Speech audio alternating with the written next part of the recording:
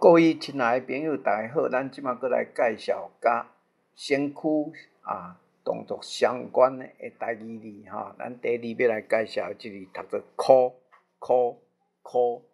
它是吆喝、出声、叫唤使人向自己靠拢或集中。咱譬如讲哭啊来，就是把人招聚过来。另外，它还有吹的意思哈，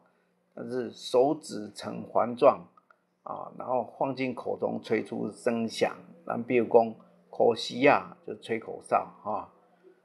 还有它，那另外它的意思是说发出特别的声音来呼叫动物，咱譬如讲口高就是发出啧啧声叫小狗来或者是说口鸡就是发出啾啾的声音呼叫鸡群另外它还有打手机或者是抠机，咱譬如讲有代志才抠就是有事情就抠我另外它还有一个音叫做呼它是发出吐出的意思，咱譬如讲呼音就发出声音嘛或是呼吸另外呼吸的意思，另外还有说口头上说的约定，咱譬如讲用好的不准算就是口头上说的不算数或者是说他还有叫好叫行就是怎么说就怎么做另外他还有漫天叫价的意思，比如讲他真够好价钱就是他很会喊价钱好，下骹要来介绍一个叫做溜是拖跟退的意思咱比如讲溜皮就脱皮，溜皮就是藏家脱落的意思另外它还有流浪游走的意思，咱比如讲四个流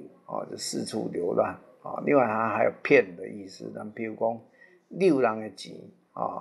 就是骗人的钱另外它还有那种狡猾机灵的意思，咱比如讲溜精溜精就是小滑头的意思那另外还有说话反复者，咱譬如讲溜口客下骹这里读做呸，